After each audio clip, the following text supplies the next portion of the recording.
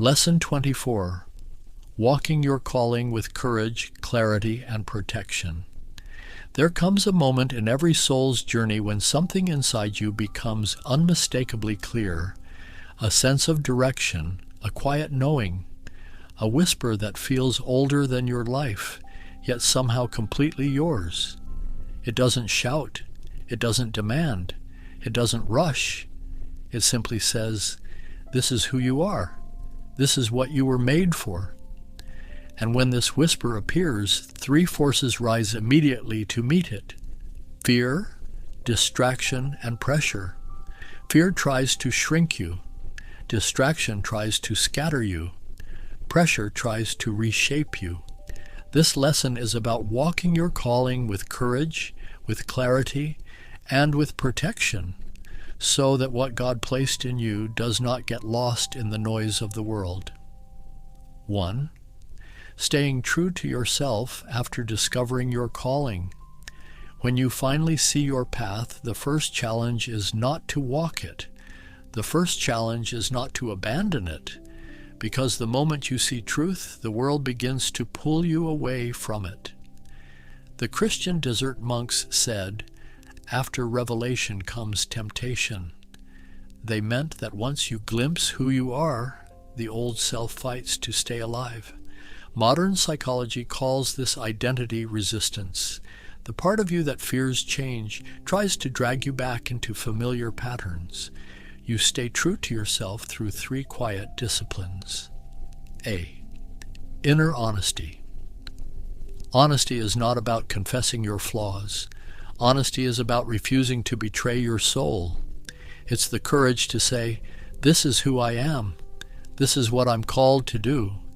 This is the direction my life must take," even when others don't understand, even when you don't fully understand. B. Inner boundaries. Not every voice deserves authority. Not every opinion deserves weight. Not every expectation deserves obedience. The monks said, "Guard the door of your heart," meaning, be selective about what you allow to shape you. C. Inner slowness. You don't need to sprint into your calling. You need to grow into it.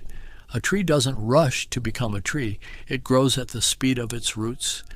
Your calling grows the same way. 2. Walking your calling without fear. Fear is not a sign that you're on the wrong path. Fear is a sign that you're on a new path. Every calling is bigger than the person who carries it. That's why it feels overwhelming. Moses trembled. Jeremiah resisted. Isaiah said, "I am unworthy." Even the desert fathers wrote, "The heart trembles before the work it was born to do."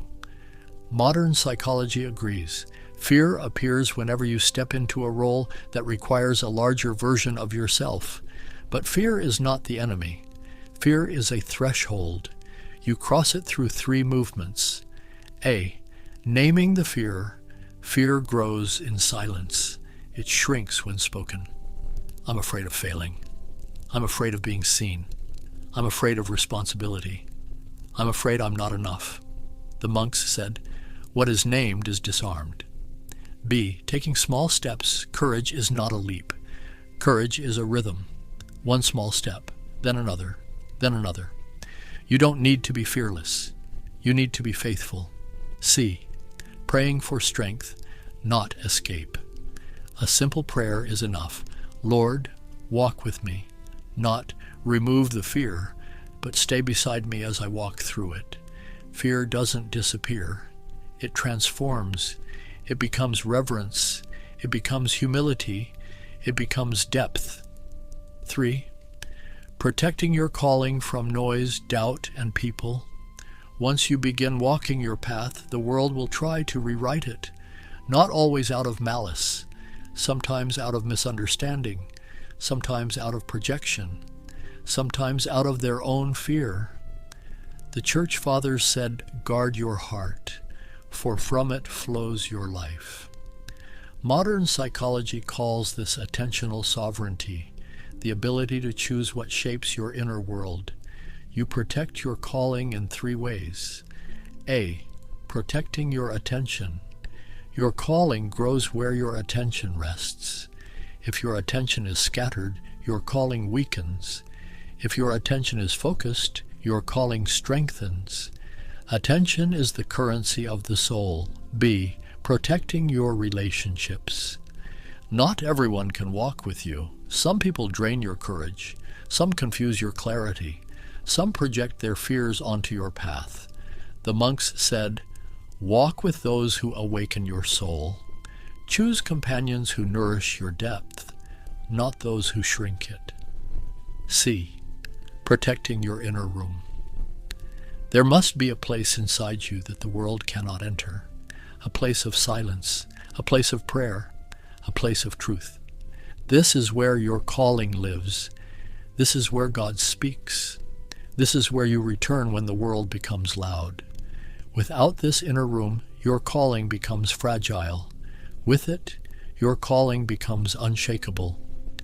4. Prayer as the anchor of your calling. Prayer is not a request.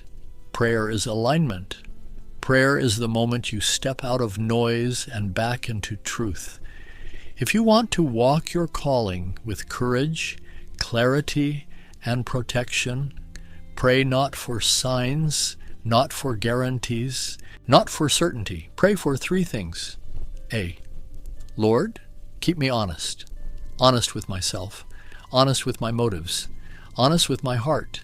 Honesty is the foundation of calling. B.